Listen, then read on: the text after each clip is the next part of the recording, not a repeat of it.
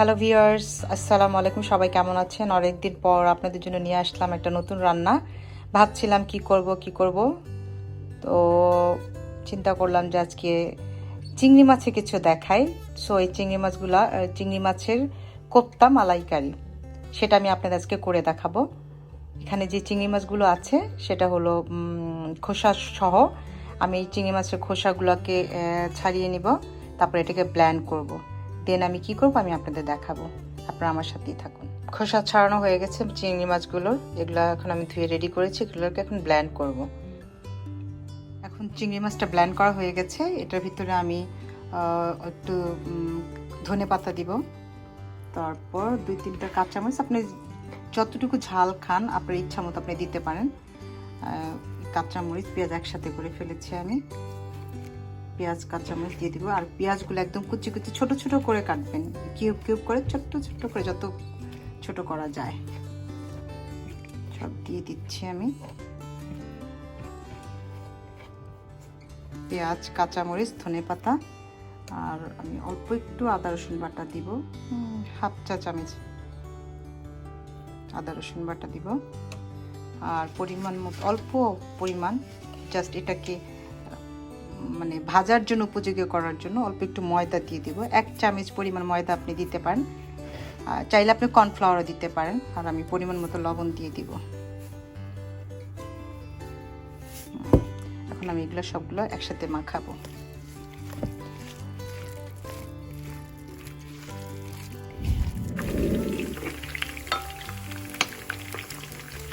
মোটামুটি সবগুলোই ভাজা হয়ে যাচ্ছে, বেশি লাল করবো না।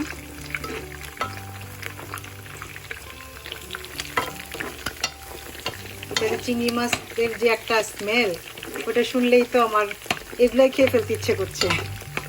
ভাজার পর চিংড়ি মাছ ভাজতে জানেন, চিংড়ি মাছ যেভাবেই আমরা রান্না করি না কোনো, সেভাবেই মজা লাগে। তারপরও এটা অন্যরকম একটা টেস্ট, খেলে বুঝতে পারবেন। এগুলো আমার হয়ে গেছে অলমোস্ট, আমি এগুলো উঠিয়ে ফেলবো।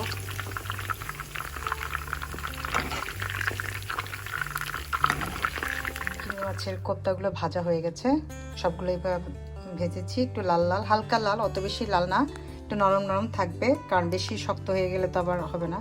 এরকম এত সুন্দর স্মেল, আমার তো এখনই কেমন যেন খেতে ইচ্ছা করছে। এত মজা মজা মজা। এগুলো আমি এখন ওই মশলা কষানো ওটা ভেতরে দিয়ে দিব। আমি 2টা এলাচি, তেজপাতা দিয়ে দিব। তারপর এটাতে আমি 2টা মিডিয়াম সাইজের পেঁয়াজের ব্লেন্ড করে নিয়েছি, সেটা দিয়ে দিব।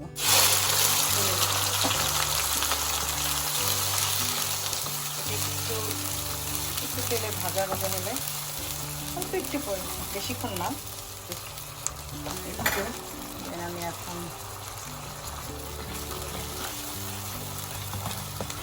পেঁয়াজের পর এখন আমি আদা রসুন বাটা দিব, মিডিয়াম 2 টেবিল চামচ, 1 চামচ।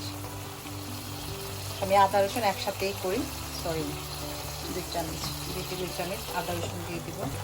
নেড়ে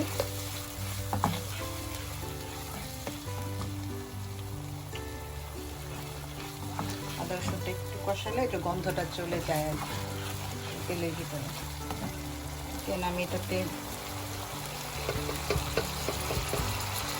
অল্প একটু মরিচ, 1 চা চামচ মরিচ দিব।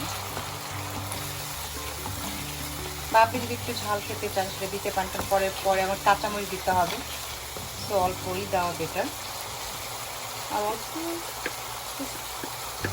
অল্প একটু জাস্ট একটু হলুদ, 1/2 চা চামচের চেয়েও কম হলুদ দিতে হবে। মশলাটা কষতে থাক, আমি একটু পানি দিয়ে দিব এর ভিতর।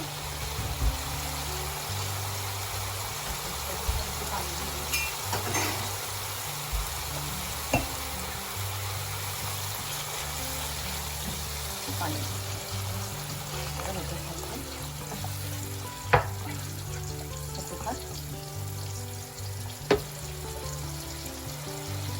ঢেকে দিই।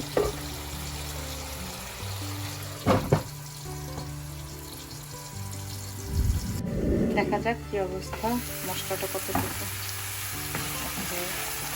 অলমোস্ট হয়ে গেছে, তেলের চুলাটা একটু দিব, তাহলে সব কাঁচামরিচ দিয়ে দিব।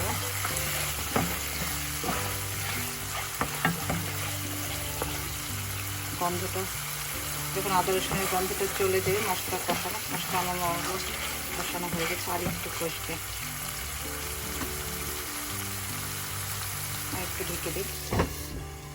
সো 5 মিনিটস পরে আবার আমি আসবো। মশলাটা একদম কষানো হয়ে গেছে, একটু লাল লাল হয়ে গেছে। এখন আমি একটু নারিকেলের দুধ দিয়ে দিব। আচ্ছা, নারিকেলে কেনা এই দুধ কোটারি চাই, আপনি চাইলে নিজে করেও নিতে পারেন নারিকেলের দুধ, বাট আমি কেনাটাই দিয়েছি।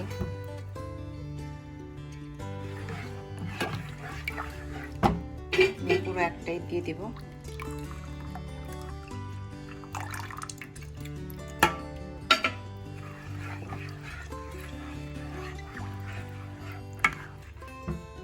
পরিমাণ মতো লবণ দিয়ে দিব।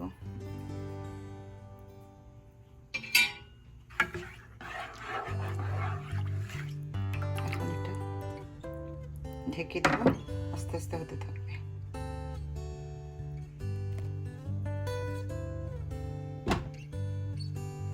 আপনারা, আমি ধনে গুঁড়া খাই না, দ্যাটস আমি ধনে গুঁড়া দেইনি। আপনারা যদি দিতে চান সেটা দিতে পারবেন, কোনো সমস্যা নেই। সো এখন আমি আমার চিংড়ি মাছের কোপ্তাগুলো এটাতে দিয়ে দিব। এখনো কষানো হয়ে গেছে, তেল এখন দেখা যাচ্ছে না, কিন্তু একটু পরে তেল ভেসে উঠবে। সো আমি এখন সবগুলো আস্তে আস্তে দিয়ে দিই। দিয়ে এখন আমি এটাকে নাড়বো। আও কি সুন্দর কালার, এটা যে কি মজা লাগবে খেতে।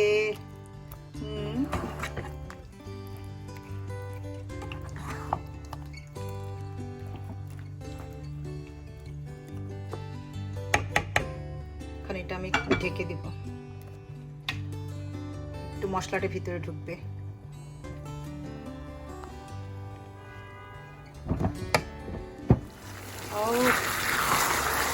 এটাতে একদম মোটামুটি কষানো হয়ে গেছে, এখন মশলা ঢুকে গেছে। ঢেকে রেখেছিলাম, তো দেখেছেন কত তেল উঠে গেছে মশলা। আমি এটার ভিতরে একটু চিনি দিয়ে দিব, যেহেতু নারিকেলের দুধ, একটু চিনি দিলে, অল্প পরিমাণ চিনি, 1 চামচও দিতে পারেন, 1/2 চামচও দিতে পারেন। আপনি যদি লাইক করেন একটু মিষ্টি মিষ্টি, বেশি মিষ্টি হলে তো ভালো লাগে না, অল্প একটু দিলাম।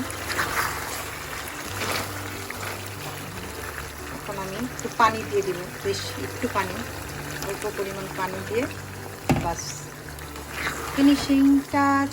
এখন এটা হতে থাকে,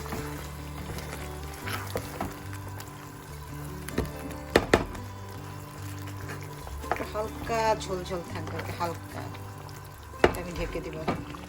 ভিউয়ার্স, হয়ে গেছে আমার চিংড়ি কোপ্তা মালাইকারি। এখন আমি নামানোর আগে শুধু একটু কাঁচামরিচ দিব, তারপর 1 চামচ ঘি দিব।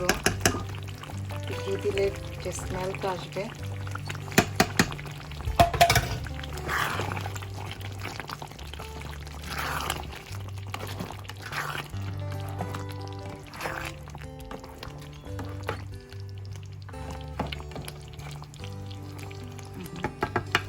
তো কেমন লাগলো আপনাদের আমার চিংড়ি কোপ্তা মালাই? ডান হয়ে গেছে, এখন আমি নামিয়ে ফেলবো, পরিবেশন করব। আর জানি না আপনাদের কেমন দেখাতে পেরেছি, আমি চেষ্টা করেছি পুরো রান্নাটাই সুন্দর করে দেখানোর জন্য। আর কি বলবো, খুবই মজাদার এই রান্নাটা, আপনারা খেয়ে দেখবেন, এটা পোলাওর সাথে খুবই ভালো লাগবে। যদি আপনাদের আমার ভিডিওটা ভালো লাগে থেকে ভিউয়ার্স, তাহলে লাইক দিবেন, শেয়ার করবেন, আর যদি পরবর্তী ভিডিও দেখতে চান তাহলে সাবস্ক্রাইব করবেন। আপনারা সবাই ভালো থাকেন, সুস্থ থাকেন, আল্লাহ হাফেজ। সবার জন্য সবাই ভালো থাকবেন, বাই।